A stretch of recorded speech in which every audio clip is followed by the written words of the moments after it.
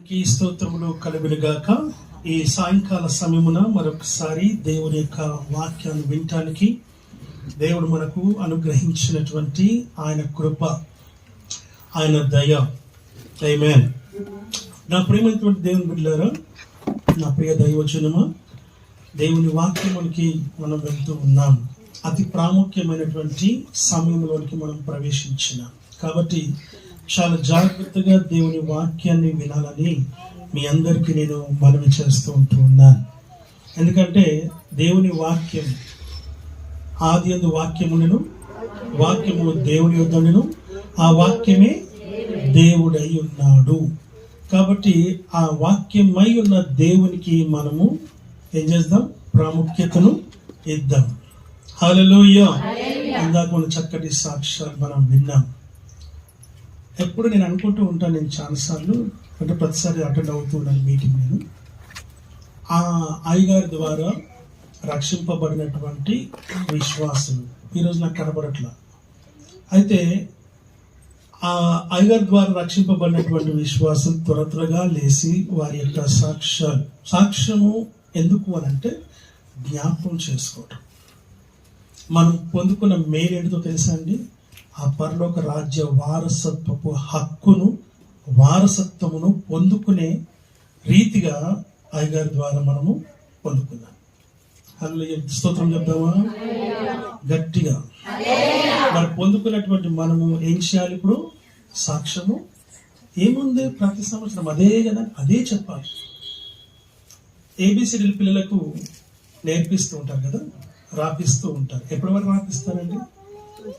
వచ్చినప్పుడు రాపిస్తారు కదా, మరలా రాపిస్తారు కదా, మరలా నేర్పిస్తారు కదా, వాళ్ళు పర్ఫెక్ట్ అయ్యేంత వరకు కదండి.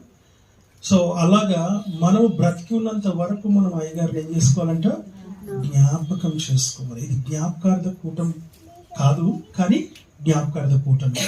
ఎందుకంటే జ్ఞాపకం చేసుకుంటున్నాం కాబట్టి మనకు జ్ఞాపకార్థ కూటమే. కృతజ్ఞత కూడికైనప్పటికీ జ్ఞాపకార్థ కూటమే. ఇంకో విషయం, ఒక గొప్ప విషయం ఏంటంటే, అయ్యగారి కుటుంబంలో అయ్యగారు పెద్ద అయ్యగారు, ఆ తర్వాత రెండో పెద్ద అయ్యగారు మరి చెన్నై ప్రాంతంలో చక్కటి పరిచర్య చేస్తూ ఉన్నటువంటి అయ్యగారి ద్వారానే. ఆ తర్వాత మరి వారి చెల్లెలు కుమారుడు నిజామాబాద్లో వారు కూడా పరిచయం అల్లుడవుతూ ఉంటారు, జాన్సన్ అయ్య గారు. వారు కూడా మరి పరిచర్యలోనే ఉన్నారు. ఆ తర్వాత వారి కుమార్తెను వివాహం చేసుకున్నటువంటి నేను కూడా మరి నా పరిచర్యను ఆయన చూసి నేను ఎట్లాగే చేస్తున్నానో అట్లాగే చేస్తూ ఉన్నాడని చెప్పి ఇంట్లో సాక్ష్యం చెప్పి మరి నన్ను అల్లుడిగా చేసుకున్నాడు. నేను కూడా సేవకుడిని. ఆ తర్వాత మరల వారి కుమారుడైనటువంటి మోరిస్ అయ్య గారు కూడా దైవజనుడయ్యాడు. ఆమేన్. హల్లెలూయా. మరి సేవకుని కుటుంబంలో ఇంతమంది సేవకులు రావడానికి కారణం ఆయనే. హల్లెలూయా. హల్లెలూయా. మనకి ఎంతమంది సేవకులు చూసారు ఇప్పుడు? 5 సేవకులు. అందులో పెద్దయ్య గారు మన మధ్యలో లేరు. అయినప్పటికీ వారి యొక్క బీజం మన మధ్యలో ఉంది. ఆ విషయాన్ని మనం ఇక్కడ జ్ఞాపకం చేసుకోవాలి. జ్ఞాపకం చేసుకోవడానికి సిగ్గుపడనక్కర్లా. ముందుకొచ్చి ధైర్యంగా బలమైనటువంటి సాక్ష్యము మనము చెప్పాలి. మీ జీవితంలో ఏం చేశాడు, ఏం జరిగింది అనేది చాలా ప్రాముఖ్యమైనటువంటి విషయాలు. ఒక్క మాటలో మనం చెప్పొచ్చు, ఒక్క నిమిషంలో కూడా చెప్పొచ్చు. అలా చెప్పేటువంటి సాక్ష్య జీవితం మనం కలిగి ఉండాలని మీ అందరికీ నేను తెలియచేస్తూ ఉంటున్నాను. నెక్స్ట్ ఇయర్ అయినా ఈ సమయానికి ప్రతి ఒక్కరు కూడా దేవుని సన్నిధిలో, ప్రతి ఒక్కరు కాకపోయినా కనీసం ఇంపార్టెంట్ వ్యక్తులైనా కూడా ఏం చేయాలి? సాక్ష్యము చెప్పాలి. విన్నటువంటి మీరు కూడా చెప్పచ్చు. నాకు కూడా మంచి సాక్ష్యం ఉంది. అయ్యగారితో నేను ప్రయాణం చేసింది ఒక 1.5 year అనుకుంటాను, లేదా 2 years అయితే మహా అయితే. ప్రయాణం అంటే పెద్ద ప్రయాణం ఏం చేయలేదు, కానీ చెప్పినటువంటి సాక్ష్యాలను బట్టి కూడా మనం సాక్ష్యం చెప్పవచ్చు.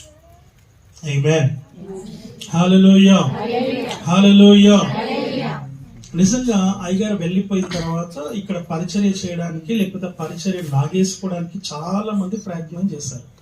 ఆ సమయంలో దేవుని కృపను బట్టి అయ్యగారు నడిపిస్తున్నటువంటి సంఘాన్ని నడిపించే ఒక గొప్ప అవకాశం నాకు దొరికిందని చెప్పొచ్చు. అదే పెద్ద నాకు ఏమంటారు, అది నా నా అని చెప్పుకోవడానికి ఏమీ లేదు అక్కడ. కానీ ఆ అవకాశం దేవుడు ఇచ్చాడు.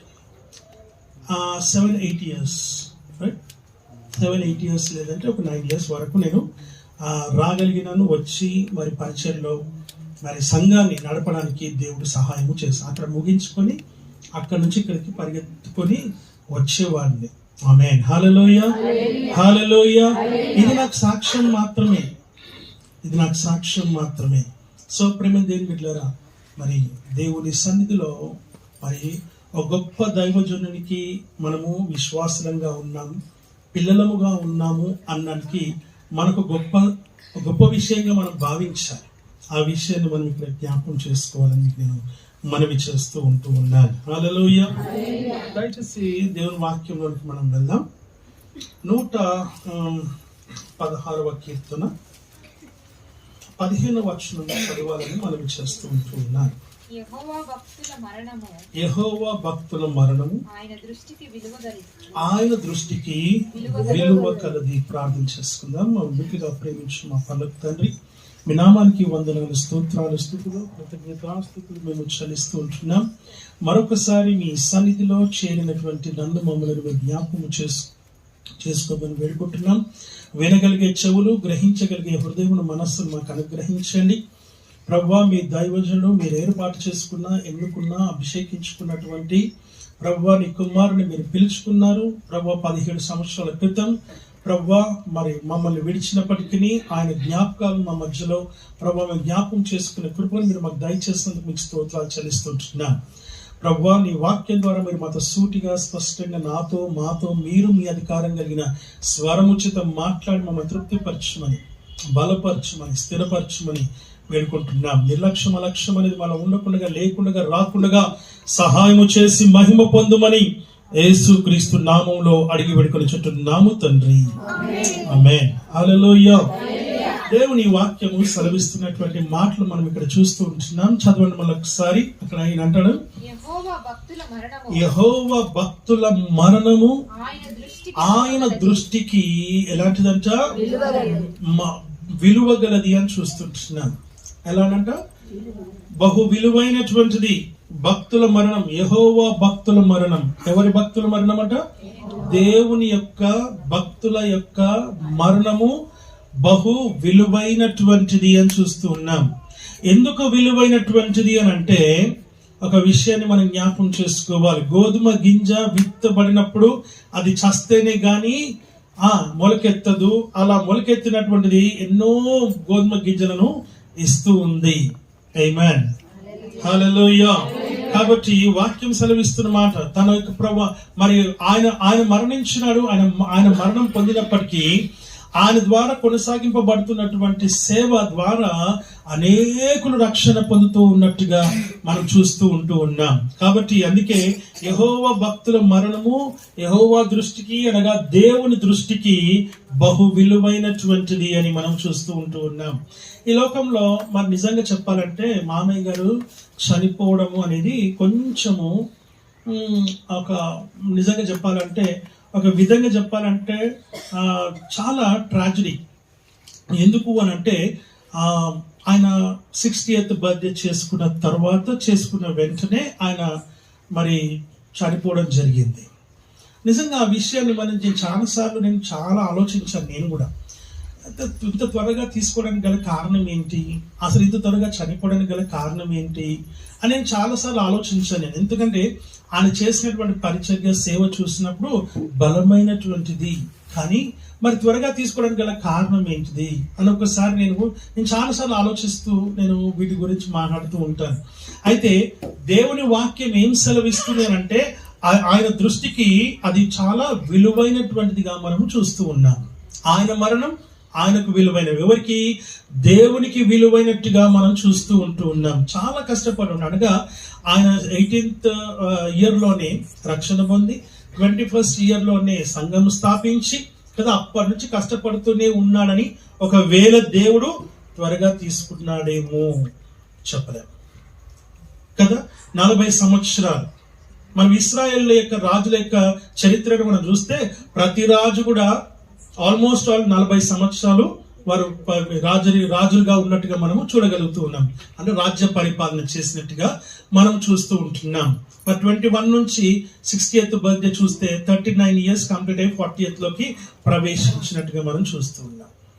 సో మనకు తెలియదు దేనికో మనకు తెలియదు. మనకు చాలా సార్లు ఒకవేళ మరి మిగతా వాళ్ళకు కూడా వచ్చిందో లేదో నాకైతే తెలియదు, కానీ ఇంత త్వరగా దేవుడు పిలుచుకోవడం, ఇంత త్వరగా ఆయన వెళ్ళిపోవటం, నిజంగా ఆయన వెళ్ళిపోయిన తర్వాతనే మరి చాలా విషయాలు జరిగినట్టుగా మనం చూస్తున్నాం. మనం సాక్ష్యంలో విన్నాం. మందిరం కట్టబడింది, స్కూల్ కట్టబడింది, వివాహాలు అయ్యాయి, పిల్లలు ప్రయోజకులు అయినారు, అన్నీ మరి ఫ్రూట్ఫుల్ గా ఉంది, ఫలభరితముగా ఉంది. ఆ ఫలభరితమైనటువంటి దానిని ఆయన చూడలేకపోయాడనే ఒక బాధ మాత్రమే మనకు ఉంటుంది. ఆమేన్, హల్లెలూయా. దేవుని వాక్యము సెలవిస్తున్నట్టు దేవుని ప్రణాళిక ఏ రీతిగా ఉంటుందో మనకు తెలియదు. ఆ విషయాన్ని మనం ఇక్కడ జ్ఞాపకం చేసుకోవాలని మరొకసారి మీకు నేను తెలియజేస్తూ ఉంటున్నాను. ఒక 3 విషయాలు నార్మల్ గా మనకు అవి వద్దన్న వస్తూ ఉంటాయి. అవి ఏంటి ఇవన్నీ ఒకసారి మనం గమనించి మనం చూస్తే ఆ 3 విషయాలను మనం జ్ఞాపకం చేసుకుంటే మనిషికి వచ్చేది, మనిషి శరీరము ఎలా ఉంటుందంట? ఎప్పుడు బలహీనమే కదండి, ఎప్పుడు బలహీనమే. ఆత్మ సిద్ధంగా ఉన్న శరీరం మాత్రం ఎప్పుడు బలహీనమే. అయితే మనిషి శరీరానికి వచ్చేది రోగాలు రాకుండా ఎవ్వరు కూడా దాన్ని ఆపలేరు. వ్యాధులు రాకుండా, బలితలు రాకుండా, నొప్పులు రాకుండా ఎవ్వరు కూడా ఆపలేరు. ఆ విషయాన్ని మనం జ్ఞాపకం చేసుకోవాలి కదండి. తర్వాత కష్టాలు రాకుండా కూడా ఎవ్వరు ఆపలేరు.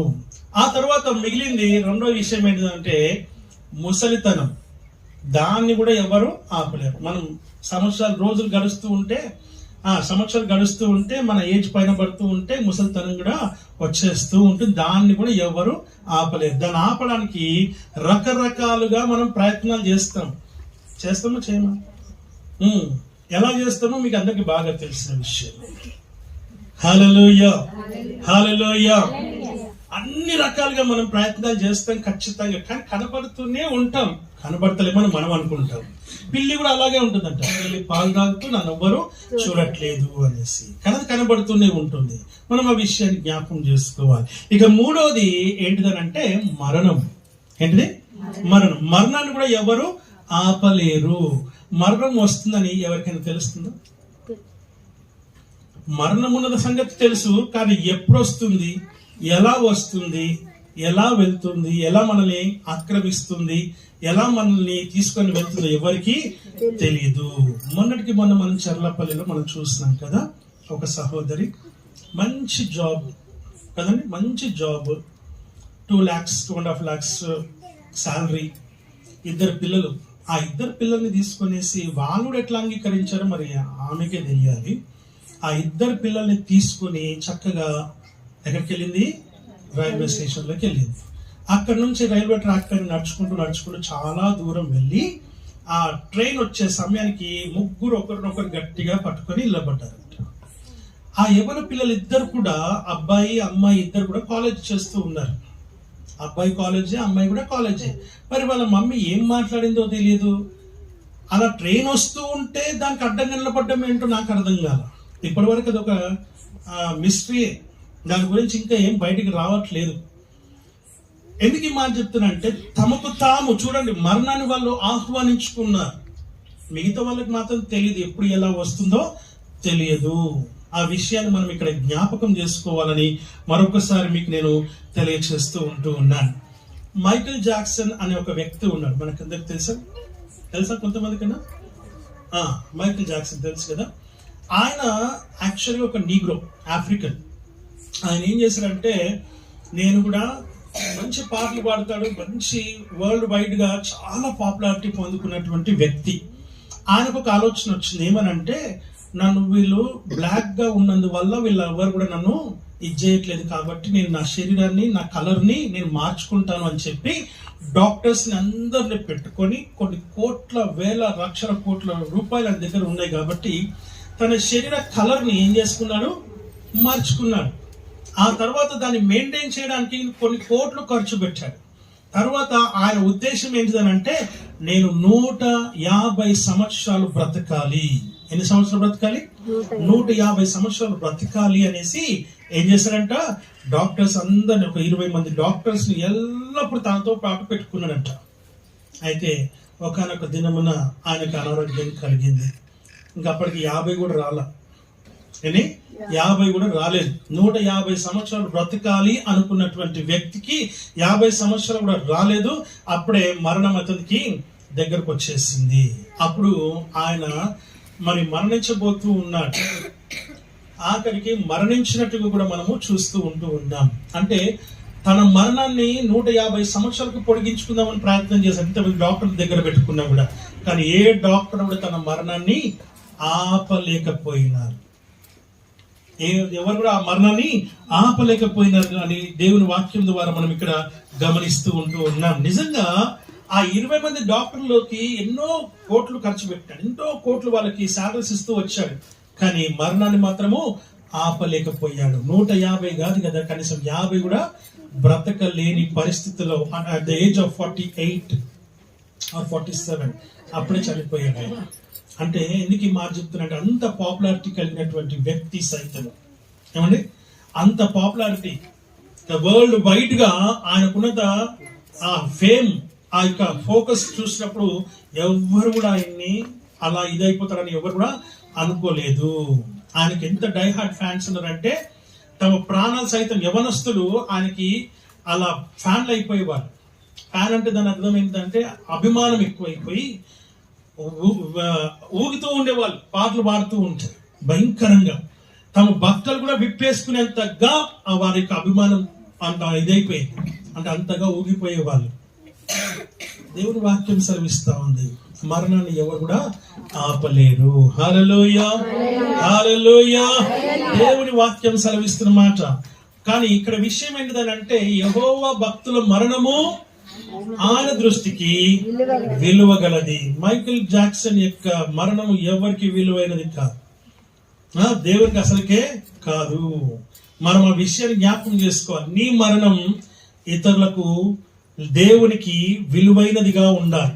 నీ మరణం ఎప్పుడో నీకు తెలియదు, కానీ నువ్వు మరణించేటప్పుడు, మరణించే సమయానికి దేవునికి విలువైనదిగా ఉండాలని, దేవునికి విలువైన మరణం కలిగి నువ్వు మరణించాలని దేవుని వాక్యము ద్వారా మనం చూస్తూ ఉంటున్నాం. లోకంలో ఇంకొక ఆయన కూడా ఉన్నాడు, ఆయన పేరు అలెగ్జాండర్. తెలుసా? చూసారు ఎప్పుడన్నా? చూడలేదు కదా, నేను కూడా చూడలేదు. సో అలెగ్జాండర్ పేరైతే మనం విన్నాం. ఆ విన్నటువంటి అలెగ్జాండర్ సంగతి ఏంటిదనంటే, ప్రపంచాన్నంతటిని జయించాడు, ప్రపంచమంతా జయించాడు. కానీ ఏమైపోయాడు? ఎలా మరణించాడు?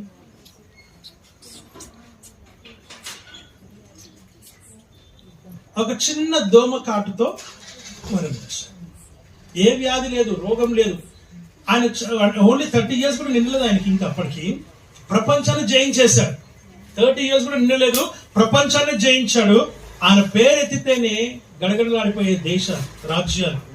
ఆయన వస్తున్నాడు అంటే కథ వదిలేసేవారు, దాసోహం అనిపోయి ఆయన కాళ్ళ దగ్గరికి పడిపోయేవారు రాజులందరూ కూడా. అలాంటి పరిస్థితుల్లో ఆయన ఒక చిన్న దోమ కాటికి ఏమైపోయాడు? చనిపోయాడు. ఆ చనిపోయే సమయానికి అసలు విషయం అక్కడే ఉంది. ఆ సమయంలో ఆయన దగ్గర ఉన్నటువంటి డాక్టర్స్ ని, చాలా మందిని, వైద్యులని పిలిపించుకున్నాడు. ఆయన పిలిపించుకొని అన్నాడంట, నన్ను బ్రతికించండి అని చెప్పి వేడుకున్నాడంట, బతిమాలుకున్నాడంట. ఎలానంట? ప్రపంచాన్ని జయించినటువంటి రాజు, చక్రవర్తి డాక్టర్స్ దగ్గర మోకరిల్లి నన్ను బ్రతికించండి అని బతిమాలుకున్నాడంట. ఎవరి దగ్గర? రాజులను, దేశాలను అన్నిటిని జయించినటువంటి వ్యక్తి ఇప్పుడు ఎక్కడ మోకరిల్లుతున్నాడు? డాక్టర్స్ దగ్గర. వాళ్ళు అంటున్నారు, అయ్యా నువ్వు చనిపోతావు, మేము ఏం చేయలేని పరిస్థితి, మా వల్ల మా చేయి దాటిపోయింది, ఇది మేము చేయలేని పరిస్థితి, మేము బ్రతికించే పరిస్థితి మాకు లేనే లేదు, ఇక్కడ అవకాశం కూడా లేదు అని చెప్పి అలెగ్జాండర్కి చెప్తే, అలెగ్జాండర్కి చాలా కోపం వచ్చిందంట. సముద్రం దగ్గర కూడా వెళ్ళాడంట ఆయన. సముద్రం దగ్గర ఎదురుగా నిలబడాడంట. ఈ సముద్రమా ఒకవేళ నీవు కూడా ఒక రాజ్యం ఉండినట్లయితే నిన్ను కూడా జయించి నా రాజ్యములో ఒక రాజ్యముగా కలిపేసుకునేవాడిని అని సముద్రంతో చెప్పాడంట. అంత గర్వం, అంత అధికారం కలిగినటువంటి ఒక రాజు అలెగ్జాండర్. కానీ ఆ రాజు కూడా ఇప్పుడు ఏమైపోయాడు, ఒక చిన్న దోమకాటికి ఆయన ఆ యొక్క మంచం పట్టుకున్నాడు. ప్రేమ దేవుని ఎందుకు మాట చెప్తున్నా అంటే, మంచం పట్టిన ఆయన ఇప్పుడు ఏం చేస్తున్నాడు అని అంటే, డాక్టర్స్ ని అందరు కూడా ఆయన మరణాన్ని ఆపలేకపోయినారు. మరణాన్ని ఆపలేకపోయినటువంటి అలెగ్జాండర్ ఇప్పుడు ఏమంటున్నాడో తెలుసా, ఇదిగో తన దగ్గర ఉన్నటువంటి సైనికులతో అంటున్నాడు, నాకు ఒక సహాయం కావాలి అని అడిగాడు. ఆయన అన్నాడు, ప్రపంచాన్ని జయించినటువంటి చక్రవర్తి మీరు, మీకు నేను ఎలా సహాయం చేయగలను అని అంటే, నువ్వు ఎలా ఏం చేయగలను అని అంటే ఆయన అంటున్నాడు, నేనైతే సహాయం చేయలేను రాజా అని అంటే ఆయన అన్నాడు, అయ్యా నువ్వు చేయలేని పని కాదు నేను అడిగేది, చెయ్యగలిగేది మాత్రమే అడుగుతాను అని అంటే, సరే చెప్పండి రాజా అని అంటే ఆయన చెప్పాడంటే ఏమని 3 విషయాలు చెప్తున్నాడు. ఏమనంటే, ఇదిగో నేను చనిపోయిన తర్వాత ఈ డాక్టర్స్ ఉన్నారే, ఈ డాక్టర్స్ తోని నా శవాన్ని మోయించు. ఏం చేయమనంట, ఈ డాక్టర్స్ తోని నా శవాన్ని మోయించు. ఎందుకు అని అంటే ఆయన అడుగుతున్నాడు ఎందుకు అనేసి. ఆమేన్, హల్లెలూయా. రెండోది ఏమంటున్నాడంటే, నేను నా శవాన్ని మోస్తూ ఉన్న సమయంలో డబ్బులు ఉన్నాయి కదా నా దగ్గర, వజ్ర వైడూర్యాలు ఉన్నాయి కదా, అవన్నీ ప్రపంచాన్ని జయిస్తే వచ్చినాయి కదా, అవన్నీ చదువుకుంటూ వెళ్ళండి నా ముందర చదువుతూ తీసుకెళ్ళండి. ఇంకా 3వది ఏంటంటే, శవపేటికలో నుంచి నా 2 చేతులు బయట పెట్టండి, రైట్ అండ్ లెఫ్ట్ 2 కూడా బయటికి పెట్టండి. ఇవన్నీ అయిపోయిన తర్వాత ఈ సైనికుడు అడిగారు, అయ్యా నాకు కూడా ఒక చిన్న ప్రశ్న ఉంది, నాకు కూడా ఒక చిన్న విషయం కావాలి, నాకు సహాయం కావాలి దగ్గర నుంచి అంటే, చనిపోతూ ఉన్నాను, నేను నీకేం సహాయం చేయగలను, నువ్వు చేయగలిగే సహాయం మాత్రమే నేను కూడా అడుగుతానయ్యా రాజా అని అంటే ఆయన అడిగాడు. ఏంటో చెప్పానంటే, అయ్యా మొదట మీరు ఏమన్నారంటే డాక్టర్స్ తోని శవాన్ని మోయించమని చెప్పారు కదా, ఎందుకు అని అడిగాడు. అని అంటే ఆయన అన్నాడు, ఇదిగో ఏ డాక్టర్ కూడా మరణాన్ని ఆపలేడు అన్న సంగతిని ప్రపంచానికి తెలియాలి, లోకానికి తెలియాలి. మరణాన్ని ఆపే శక్తి ఏ డాక్టర్ కూడా లేదు, కాబట్టి ఈ డాక్టర్స్ తో మోయించమని చెప్పారు. రెండోది, డబ్బులు వెదజల్లమని చెప్పారు. ఎందుకు అని అడిగితే ఆయన అన్నాడు, ఎంత డబ్బు ఉన్నా ఆ డబ్బు కూడా మరణాన్ని ఆపదు, కనుక ఆ డబ్బును గురించి చల్లమని చెప్తూ ఉన్నాను. ఇక 3వది ఏంటిదనంటే, ఈ 2 చేతులు బయటికి చాపమని చెప్పారు కదా, అది దేనికనంటే, ఇంత ప్రపంచాన్ని జయించినప్పటికీ, ఇంత సంపాదించినప్పటికీ, ఇంత పేరు ప్రఖ్యాతలు కలిగినటువంటి నాకే ఈ మరణం ఏదైతే తల్లి గర్భంలో వచ్చి దిగంబరిగా వచ్చాను, ఇక నేను దిగంబరిగానే నేను వెళ్ళబోతూ ఉన్నాను, అనగా ఏమి తీసుకొని పోవట్లేదు అన్న విషయము ప్రపంచం తెలుసుకోవాలి. ఇది రాజగ్రంథముల్లో లిఖించండి అని చెప్పి ఆయనతో చెప్పినట్టుగా మనము చూడగలుగుతూ ఉంటాం. దీని గల కారణం ఏంటిదనంటే, మరణం అనేది ఎవరిని కూడా ఏమి, ఆమేన్, హల్లెలూయా, ఏం చేస్తుంది. ఈ మరణం అనేది ప్రతి ఒక్కరికి వస్తుంది, కానీ ఎలా వస్తుందో దాన్ని ఆపే శక్తి ఎవరికి కూడా లేదు. రమ్మంటే వెళ్ళిపోవాలి అంతే. ఎవరు రమ్మంటే? దేవుడు రమ్మంటే వెళ్ళిపోవాల్సిందే. నువ్వు ఆ విషయాన్ని గమనించాలని దేవుని వాక్యం ద్వారా మనం చూస్తూ ఉంటున్నాం. ఒక విషయాన్ని మనం జ్ఞాపకం చేసుకుందాం. పుట్టిన దగ్గర నుంచి నువ్వు చనిపోయే వరకు ఈ మధ్య కాలంలో 60 70 వాక్యానుసారంగా చూస్తే మనుషుని ఆయుష్ 70 సంవత్సరములు, అధిక బలం ఉన్నట్లయితే 80 సంవత్సరములు. ఒకవేళ మనము ఈ 80 సంవత్సరాలు మనం బ్రతికినాం అనుకోండి, ఈ 80 సంవత్సరాలు నీవు పరలోక రాజ్య వారసత్వము పొందుకోవడానికి ఏం చేశావు, నువ్వు ఎలాంటి జీవితం నువ్వు జీవించావు, నీ జీవితాన్ని బట్టే నీకు పరలోకం ఉంటుంది, నీ జీవితం బట్టే నీకు ఆ యొక్క పరలోక రాజ్య వారసత్వం ఉంటుంది. ఆ పరలోక ద్వారములు తెరవబడతాయి. ఎలా తెరవబడతాయంటే, నీ ఒకవేళ ఈ లోకంలో దేవునికి ఇష్టమైన బిడ్డగా, యెహోవా భక్తుల మరణము ఆయన దృష్టికి ఇంపైనది కదా, ఇంపైనది. దేవుని వాక్యం సెలవిస్తున్న మాట మనం చూస్తూ ఉంటున్నాం. మన ఆయన దృష్టికి నువ్వు విలువగలిగిన బిడ్డగా నువ్వు ఉంటేనే తప్ప నువ్వు ధైర్యంగా నువ్వు చావగలుగుతావు. ధైర్యంగా చనిపోయే వాళ్ళు ఎవరు ఇక్కడ చెప్పండి ఒకసారి, చేయలేబట్టండి. నేను చనిపోతాను ధైర్యంగా, చావు ఎదురొస్తే నేను నిలబడి నేను వస్తాను, ప్రభువా నన్ను తీసుకోండి అని చెప్పగలిగే వాళ్ళు ఎవరైనా ఉన్నారు అక్కడ? అన్నా ఎవరు లేరండి, ఒక్కరు కూడా, ఒక్కరంటే ఒక్కరు. ఆమేన్, హల్లెలూయా. చావు ఎదురు వస్తే ప్రభువా నేను వస్తున్నాను, నన్ను తీసుకెళ్ళండి, నేను రెడీగా ఉన్నా. దేవుడు అనుకుందాం, కాసేపు దేవుడు నీ కలలో లేకపోతే దర్శనంలో ఈ రాత్రి నిన్ను పిలిచి, సహోదరి, నా కుమార్తె, నా కుమారుడా, ఈ రాత్రి నేను నిన్ను పిలుస్తూ ఉన్నాను, వచ్చేసేయి అన్నాడు అనుకోండి, ఏమంటాం? ప్రభువా పిల్లలు పెళ్లిళ్ళు కాలేదు, ప్రభువా ఇంకా కొంచెం ఇల్లు కట్టుకోలేదు, ప్రభువా నా పిల్లలు ఇంకా చిన్నోళ్ళు, ప్రభువా మా ఆయన ఇంకా మారలేదు. ఆయన కోసం మీరు ప్రార్థన చేస్తున్నారు, మీరు చూస్తున్నారు కదా, మీరు చూస్తున్నారు కదా, ఆయన కోసం ఎంత కన్నీరు కాచ మీ కవిలో ఉంటుంటుంది కదా ఖచ్చితంగా. ఆమేన్, హల్లెలూయా. అని ఇలా సాకులు వెతికే వాళ్ళుగా ఉంటాం మనం. మీరు వచ్చిన ఒక విషయం జ్ఞాపకం చేసుకుని, ఈ లోకంలో ఉన్నంత వరకే నీకు భర్త, ఈ లోకంలో ఉన్నంత వరకే నీకు భార్య, ఈ లోకంలో ఉన్నంత వరకే నీకు పిల్లలు, ఈ లోకంలో ఉన్నంత వరకే నీకు తల్లి తండ్రి. కానీ ఈ లోకంలో ఈ రిలేషన్ ఇక్కడి వరకైన సంగతి నువ్వు జ్ఞాపకం చేసుకో.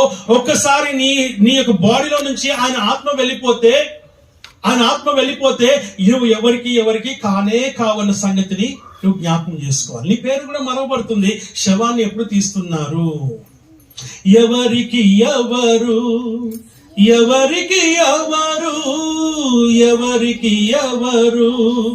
ఈ లోకములో చివరికి యేసే, పరలోకములో చివరికి యేసే, పరలోకములో ఎవరికి ఎవరు ఈ లోకములో కదా. ఈ లోకంలో మనకి ఎవరు గారు. ఇంటికి వెళ్తే మనకు రిలేషన్షిప్ గుర్తుకొస్తుంది, భర్త భార్య పిల్లలు మమ్మీ డాడీ అందరు గుర్తుకొస్తారు. కానీ ఒక్కసారి నువ్వు చనిపోతే శవాన్ని ఎదురుగా పెట్టుకొని కూడా లోపల తినే వాళ్ళు చాలా మంది ఉన్నారు. ఇది సత్యం, నేను చాలా మందిని చూస్తాను. నేను ఎదురుగానే పెట్టుకుంటారు, వాళ్ళు మాత్రం తెప్పించుకొని లోపల కూర్చొని ఒకప్పుడు బాగా ఏడుస్తుంటే లాక్కెళ్ళి తిని పెట్టే వాళ్ళని చూశాను. కానీ ఆయన తినేవాళ్ళు కాదు, ఇప్పుడు ఆర్డర్ చేసుకుని మరి తింటున్నారు. నవ్వుకోవడానికి బాగుంది, వినటానికి కొంచెం వెబ్బెట్టుగా ఉన్నా ఇది సత్యం. అంటే నువ్వు విలువ లేదు దాన్ని ఎప్పుడైతే తెలుసా, నీ శరీరంలో దేవుడు ఏర్పాటు చేసిన ఆ ఆత్మ నీలో నుంచి ఎప్పుడైతే వెళ్ళిపోతుందో నీకు విలువ లేదు. అయితే విలువ ఎప్పుడు వస్తుందో తెలుసా? మరణించే మరణంలో ఉన్నటువంటి విలువ ఏంటో తెలుసా? దేవుని సన్నిధిలో దేవుని కోసం జీవించే జీవితంలో ఉంటే ఆ భయం వారిలో ఉంటుంది. అందరిలో భయం ఉంటుంది, నీ బంధువులందరిలో భయం ఉంటుంది, నీ స్నేహితులందరి మధ్యలో భయం ఉంటుంది. ఈ బిడ్డ కేవలం దేవుని కోసం మాత్రమే జీవించినాడు, దేవుని కోసం మాత్రమే బ్రతికినాడు, దేవుని కోసం మాత్రమే తన యొక్క లైఫ్ అంతటిని సాక్రిఫైస్ చేసినాడు. భయం వారిలో ఏర్పాటు చేస్తుంది. ఆ జీవితాన్ని నువ్వు కోరుకోవాలి. అలాంటి జీవితాన్ని కోరుకునే ఆ యొక్క ఆత్మీయ జీవితాన్ని లోపల ఉంటే ఏ లోకంలో నీకు విలువ అనేది ఆటోమేటిక్ గా వస్తుంది అన్న సంగతిని నువ్వు జ్ఞాపకం చేసుకోవాలని దేవుని వాక్యము ద్వారా మనం ఇక్కడ జ్ఞాపకం చేసుకుంటూ ఉన్నాం. హల్లెలూయా. ఇంకో విషయాన్ని మనం చూద్దాం. నెహ్రూ గారు మన ప్రైమ్ మినిస్టర్, ఆ నెహ్రూ గారు ఒక హాస్పిటల్ రిబ్బన్ కటింగ్కి వెళ్ళాడంట. అప్పుడు హాస్పిటల్ రిబ్బన్ కటింగ్ చేసిన తర్వాత అన్నాడంట, ఇప్పటి వరకు నా శరీరమునకు నేను హాస్పిటల్ లోనికి వెళ్ళి కూర్చున్నది కానీ పడుకున్నది కానీ లేదు. నా శరీరం పైన ఒక్క సూది కూడా నా శరీరంలోకి వెళ్ళలేదు, పొడిపించుకోలేదు. అలాంటి మంచి దృఢమైన శరీరం నాది అని మాట్లాడుతూ వచ్చారంట.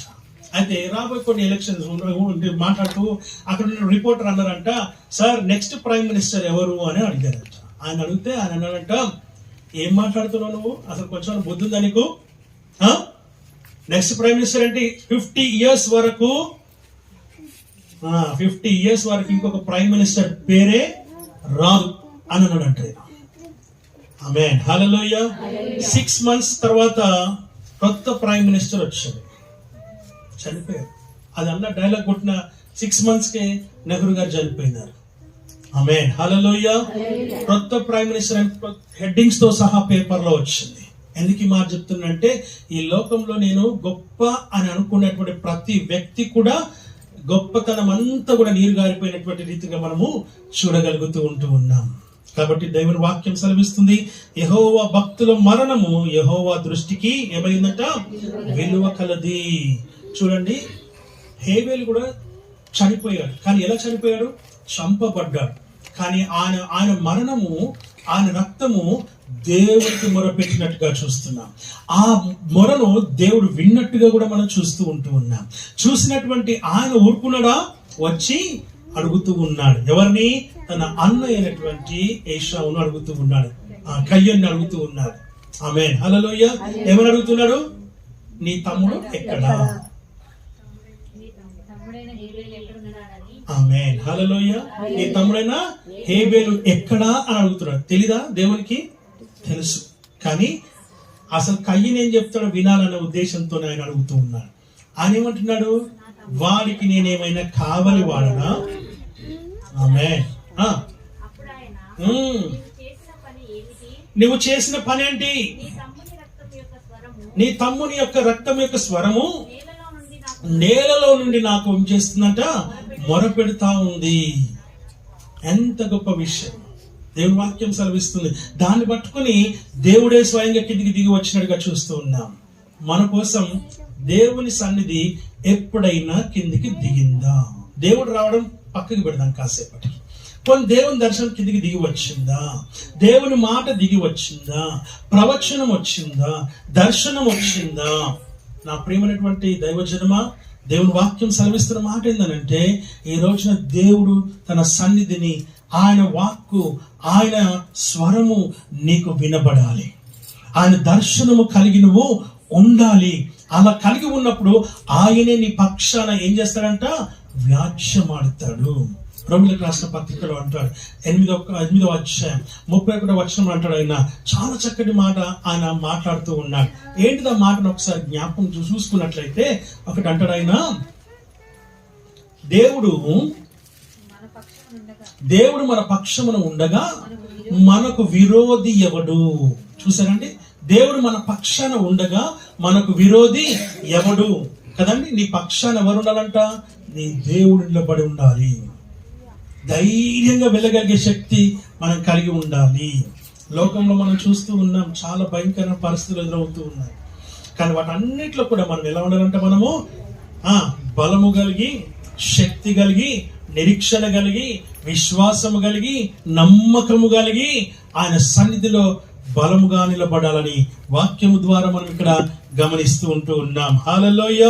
ఇంకో మాట చూద్దాం దయచేసి. ప్రకటన గ్రంథం 14వ అధ్యాయం 13వ వచనం దయచేసి త్వరగా. ప్రకటన గ్రంథం 14వ అధ్యాయం 13వ వచనం. అంతటా అమ్మా, ఇప్పటి నుండి ప్రభువునందు మృతి నొందిన మృతులు ధన్యులని వ్రాయమని పరలోకం నుండి ఒక స్వరము చెప్పగా నేను వింటిని. ఎవరి గురించి చెప్పబడుతుంది? ప్రభువునందు ఉండి మృతి పొందిన మృతులను గురించి చెప్పబడుతూ ఉంది. అందులో ఉండాలి. ఎందులో? ప్రభువునందు ఉండి నువ్వు మృతి పొందాలి. నువ్వు చనిపోయే సమయానికి ఎప్పుడో తెలియదు కదా. అంటే ప్రతిరోజు నువ్వు దేవునిలో ఉండాలి, క్రీస్తులో ఉండాలి, యేసయ్యలో ఉండాలి, క్రీస్తులో ఉండాలి, ప్రభువునందు ఉండాలి, ఆయనలో ఉండాలి. నా యందు మీరును మీ యందు నా మాటలు నిలిచి ఉన్న ఎడల అన్నాడు ఆయన. మీరు నా యందు ఉండండి, నేను మీ యందు ఉంటాను. దేవుని వాక్యం సెలవిస్తున్న మాట మనం చూస్తూ ఉంటున్నాం. కాబట్టి ప్రభువునందు ఉండి నువ్వు మృతి చెందాలి. అలాంటి మృతులతో దేవుడు మాట్లాడుతున్నాడు. ఏం మాట్లాడుతున్నాడు ఇక్కడ? ఆయన మృతి నందినటువంటి వారు ధన్యులు. ధన్యులు అంటే గొప్పవారు, విలువైనటువంటి వారు. ధన్యులు అంటే ఆయన సన్నిధిలో ఉన్నటువంటి వారు అని మనం చూస్తూ ఉంటున్నాం. అనొకసారి చదువుదాం ఆ మాట. అంతటా ఇప్పటి నుండి ప్రభువునందు మృతి నొందు మృతులు ధన్యులని వ్రాయమని పరలోకం నుండి ఒక స్వరము వినబడుతున్నట్టుగా మనం చూస్తూ ఉంటున్నాం. మొదటి దశలో రాసిన పత్రికలో కూడా మనము 4వ అధ్యాయంలో కూడా ఇదే మాటను మనం చూస్తూ ఉంటాం. ఏం మాటను చూస్తూ ఉంటాం అని అంటే, వాక్యం సెలవిస్తా ఉంది, క్రీస్తునందు ఉండి మృతి నొందినటువంటి వారు మొదట ఆమేన్. హల్లెలూయా, హల్లెలూయా. క్రీస్తునందు ఉండి మృతి చెందాలి అంటే నీ మరణము క్రీస్తులో మరణించాలి. నీ మరణం క్రీస్తులో ఉండాలి. క్రీస్తు లేకుండా నీ మరణం ఉండకూడదు. ప్రభువు లేకుండా నీ మరణం ఉండకూడదు. ఆయన లేకుండా నీ మరణం ఉండకూడదు. అలా ఉన్నట్లయితే నువ్వు లేపబడవు. నువ్వు ఆ విషయాన్ని గమనించాలని దేవుని వాక్యము ద్వారా మనం ఇక్కడ గమనిస్తూ ఉంటూ ఉన్నాం. హల్లెలూయా. అలాంటి ఆత్మీయ జీవితం, అలాంటి ఆత్మీయమైన మరణము మనము మరణించాలి తప్ప నార్మల్ గా మనం మరణించకూడదని దేవుని వాక్యం మనల్ని హెచ్చరిక చేస్తా ఉంది. మన అయ్యగారి యొక్క మరణము ఎలాంటిదంట? ఎలాంటిది? ఇందాక మనం చూసినాం కదా, యెహోవా భక్తుల మరణము ఆయన దృష్టికి విలువగలది, విలువైన మరణం. అలాంటి మరణం మరణించాలి. ప్రార్థన చేసుకోవచ్చు, ప్రార్థన చేసుకోవాలి కూడా. మంచి భర్త దొరకాలన్నా ప్రార్థన చేసుకోవాలి, మంచి భార్య దొరకాలన్నా ప్రార్థన చేసుకోవాలి, మంచి మరణము రావాలన్నా ప్రార్థన చేసుకోవాలి. ఆరోగ్యంగా ఉన్నప్పుడే చనిపోవాలని ప్రార్థన చేసుకోవాలి. కాళ్ళు చేతులు పని చేయకుండా ఉండి ఒకవేళ నీ పరిస్థితి అగమ్య గోచరమే. అలాంటి పరిస్థితుల్లో నువ్వు బెడ్ రెడెన్ లో ఉన్నట్లయితే నీకు సేవ చేసే వాళ్ళు 1, 2, 3 రోజులు మాత్రమే చేయగలరు, అంతకంటే ఎక్కువ చేయలేరు. చనిపోతే బాగుండు అనుకునే వాళ్ళే ఎక్కువ మంది ఉంటారు. జాగ్రత్త. అందుకే మీరేం ప్రార్థన చేసుకోవాలి? ఏం ప్రార్థన చేసుకోవాలి? అయ్యగారు వాక్యం చెప్పమంట మరణం గురించి చెప్పాను, మరణం గురించి ప్రార్థన చేసుకోమని చెప్పాడు అని తిట్టుకోబాకండి. హెచ్చరిక. ఇది ఒక హెచ్చరిక మనకి. ఆమేన్. హల్లెలూయా. మనం రోజు మరణిస్తాం, తెలుసా మీకు ఆ సంగతి? Do you know that? మనం ప్రతిరోజు చనిపోతూ ఉన్నాం, తెలుసా తెలీదా? ఎట్లా? నిద్రపోయినప్పుడు మనం రాత్రి పడుకుంటాం. రాత్రి దగ్గరికి వెళ్ళావమ్మా అని అంటే ఇంట్లోనే ఉన్నా, పడుకుని ఉన్నా అంటది అనిద్ది. అంతేనా? అలాగే అనిద్ది. ఎవరన్నా అడిగి చూడండి కావాలిస్తే, అయ్యా రాత్రి ఎక్కడ పోయావనంటే, ఎక్కడ పోయినాడు? మా ఇంట్లోనే ఉన్నాను, నా బెడ్ పైన పడుకున్నాడు, కావాలని మా ఆయన్ని అడగండి, మా ఆవిడని అడగండి అని అంటారు తప్ప నేను మరణించిన కూడా. అసలు నిజం చెప్పాలంటే లేచిన తర్వాత ఎక్కడున్నా చెప్పండి, మీరు చెప్పండి, ఒకసారి ఆలోచన చేసుకోండి. రేపు పడుకోండి, రేపు పొద్దున్న లేసినాక నేను ఎక్కడున్నాను అని ఆలోచన చేసుకోండి. నిజం. మీరు ఒకసారి ఆలోచన చేయండి, మీరు ఎక్కడ పోయారు, అసలు మీరు ఎక్కడ ఉన్నారు తెలుస్తుందా మనకేమన్నా? అస్సలు తెలీదు. ఒకవేళ బాగా పని చేస్తున్నాం అనుకోండి, ఇంకా అప్పుడు అసలుకే తెలియదు. ఒళ్ళంతా హూనం అయిపోయింది అనుకోండి, అప్పుడు పడుకున్నాం అనుకోండి, ఇంకా అప్పుడు అసలుకే తెలియదు. హల్లెలూయా. సో దేవుడు మనకు ప్రతిరోజు ఒక మరణాన్ని రుచి చూపిస్తూనే ఉన్నాడు. జాగ్రత్త అని అది నువ్వు జ్ఞాపకం చేసుకోవాలి. కానీ బిబ్లికల్ గా, దైవికంగా మనం చూసినప్పుడు ఒక విషయం తెలుస్తుంది అంటే, ఇదిగో లాజరు, మన సహోదరుడు లాజరు నిద్రిస్తూ ఉన్నాడు, అతన్ని మనం మేలుకొల్ప వెళుదాము రండి అని తన శిష్యులకు చెప్పి ఆయన అక్కడ తీసుకొని వెళ్ళినట్టుగా చూస్తున్నాం. మనం నిద్రిస్తూ ఉన్నాం. అయితే ఒక విషయాన్ని జ్ఞాపకం చేసుకోవాలి. నిద్రపోయిన మనం పొద్దున్న లేస్తున్నామా?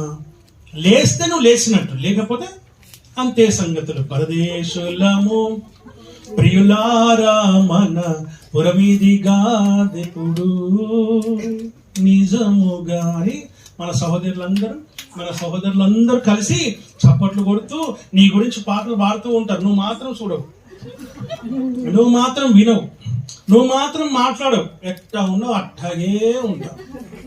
నువ్వంటే నువ్వు కాదు తల్లు. మళ్ళా ఆయన వెళ్ళిపోయినాక ఈ అయ్యగారు ఏందో ఏమో. హల్లెలూయా. నిజంగా అట్లా ఉంటుందా? బా, ఎంత భయంకరంగా ఉంది. అస్సలు వింటుంటేనే, అసలు ఆలోచిస్తుంటేనే చాలా భయంకరంగా ఉంది. హల్లెలూయా.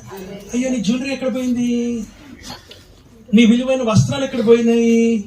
ఎవరు అవుతాయి? దానికి కూడా ఒక పాట ఉంది మళ్ళా. నమ్మవద్దు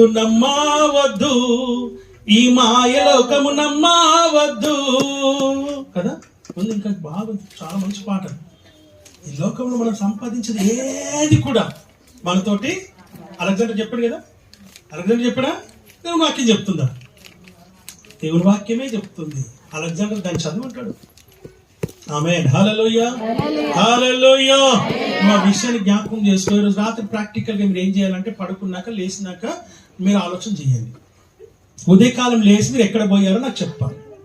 నాకు చెప్పకపోయినా పర్లేదు, అమ్మగారికి చెప్పని ఫోన్ చేసి, అమ్మ మేము పలానా సింగపూర్ పోయినాం, పలానా థాయిలాండ్ పోయినాం, పలానా అమెరికాకి పోయినాం అని మీరు అలా వెళ్తే మీరు చెప్పండి, అలా వెళ్తే చెప్పండి, ప్రాబ్లమే లేదు. కానీ మీరు ఎక్కడ పోయారు మాత్రం నిజం చెప్పాలా? చెప్పగలరా ఎవరైనా? చెయ్యి పైకి, కుడి చేయి పైకి ఎత్తండి, కుడి చేయి పైకి ఎత్తండి అమ్మా, ఒక్కసారి ఎత్తండి, అలా ఊపండి, ఎత్తి ఊపండి, అంతే, ఏం లేదు అక్కడ, ఊపండి. అమ్మ నీ జడ పక్కన పెట్టు, బాగుంది కానీ. ఆమేన్, హల్లెలూయా, హల్లెలూయా. ఈ అమ్మాయికి ఒక బుద్ధి ఉంది, చిన్న 2-3 వంటికలు తీసుకుంటూ దానికి జడేస్తా ఉంటారు దానికి. హల్లెలూయా. ఇప్పుడు సేపు ఎక్కెత్తండి ఒకసారి, ఇప్పుడు ఊపండి ఒకసారి. తెలుసా? తెలీదు, అదే అడుగుతున్నాను, అంతే నేను. కాబట్టి ఎక్కడికి వెళ్తున్నామో ఎక్కడ ఉంటామో కూడా మనకు తెలియదు. దొంగడు వచ్చి వెళ్ళిపోయినా కూడా మనకు తెలియదు. అలా అనుకుంటాం మనం. అంటే పైకి వేసేటప్పుడు ఒక గుర్క, వదిలేటప్పుడు ఇంకో గుర్క. వాట్ ఏ మ్యూజిక్ కదండి. నిజం, అలాగే అనుకుంటాం మనం. అయితే దేవుని వాక్యం సెలవిస్తా ఉంది. కాబట్టి మరణం ప్రతిరోజు మనం రుచి చూస్తూనే ఉన్నాం. నా ప్రియమైనటువంటి దేవుని సంగమా, దయచేసి మీరు ప్రార్థన చేసుకోండి, మంచి మరణం కావాలని. నీ అందు ప్రభువా మేము మరణించే వారంగా ఉండునట్లుగా మాకు సహాయం చేయమని దేవునికి ప్రార్థన చేసుకోండి, మంచిది. కాబట్టి ఆ విషయాన్ని జ్ఞాపకం చేసుకోవాలని మీకు నేను మనం చేస్తున్నాను. ఆఖరి ఒక మాట చూసుకున్నాం, ముగించేస్తున్నాం. 1 Corinthians chapter 15 verse 22-23. ఆదామునందు అందరూ ఎలాగు మృతి పొందుచున్నారో అలాగుననే క్రీస్తునందు అందరూ బ్రతికింపబడుదురు.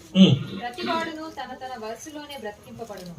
ప్రథమ ఫలము క్రీస్తు, తరువాత క్రీస్తు వచ్చినప్పుడు ఆయన వారు బ్రతికింపబడుదురు. అటు తర్వాత ఆయన సమస్తమైన ఆధిపత్యమును, సమస్తమైన అధికారమును, బలమును కొట్టివేసి తన తండ్రి అయిన దేవునికి రాజ్యము అప్పగించును. అంతము వచ్చింది. ఆమేన్, హల్లెలూయా, హల్లెలూయా. చాలా చక్కటి మాట మనం ఇక్కడ చూస్తున్నాం. అప్పుడు తర్వాత అంతం వస్తుంది, అప్పటిదాకా అంతము రాదు. దేవుని వాక్యం తెలుస్తుంది. ఆదాము ద్వారా మరణం వచ్చింది, క్రీస్తు ద్వారా జీవము కలిగింది. ఆదాము ద్వారా ఏమొచ్చిందంటే మరణం, క్రీస్తు ద్వారా ఏమొచ్చింది? రెండవ ఆదాము ద్వారా జీవము కలిగింది. అనగా మనం బ్రతికింపబడుతూ ఉన్నాం అన్న సంగతిని నీవు గ్రహించాలని దేవుని వాక్యము ద్వారా మనం ఇక్కడ గమనిస్తూ ఉన్నాం. కనుక నా ప్రియమైన దేవుని బిడ్డలారా, నా ప్రియ దైవజనమా, దేవుని సంగమా, చాలా జాగ్రత్త కలిగినటువంటి వారమై మనం ఉండాలి. మనం క్రీస్తు వారమై ఉండాలి. ఈ లోకానికి మనం చాటి చెప్పాలి, దేవుడు మనం చూపించాలి. మనం పోయి సువార్త ప్రకటించాల్సిన అవసరం లేదు. వాక్య పౌలు గారు అంటారు, మీరు రోజుకి ఒక్కరికైనా సువార్తను ప్రకటించమంటున్నారు. నేనేమంటున్నానో తెలుసా? నువ్వు ప్రకటించాల్సిన అవసరం లేదు, నీ జీవితం ద్వారా క్రీస్తును చూపించు. నువ్వు ప్రకటించడం అసాధ్యం, నాకు తెలుసు ఆ సంగతి. కానీ నీ బ్రతుకు ద్వారా క్రీస్తును ప్రకటించు, క్రీస్తును చూపించు. నీ ద్వారా ఒక్క ఆత్మైన రక్షణ పొందాలి, ఒక ఆత్మైన రక్షణ పొందాలి. నీ జీవితానికి సరిపడా ఒక్క ఆత్మ కాదండి, నెలకు ఒక్క ఆత్మ, లేదా 6 నెలలకు ఒక్క ఆత్మ, సంవత్సరానికి ఒక ఆత్మైన నువ్వు రక్షించాలి. ఇది దేవుని వాక్యం ద్వారా మనం హెచ్చరికను మనం పొందుకుంటున్నాం. కాబట్టి ఆ విషయాన్ని గమనించి దేవుని సన్నిధిలో క్రీస్తు నందు మనం మృతి పొందినట్లయితే ఆ దేవుని దృష్టికి మన యొక్క మరణము విలువైనది, విలువగలది, గొప్పతనము, ధన్యత అని దేవుని వాక్యము సెలవిస్తాం. కనుక ఆ విషయాన్ని జ్ఞాపకం చేసుకొని దేవుని సన్నిధిలో మనం ముందుకు సాగడం. అట్లా దేవునికి వాక్యం ఆశీర్వదించి దీవించును గాక.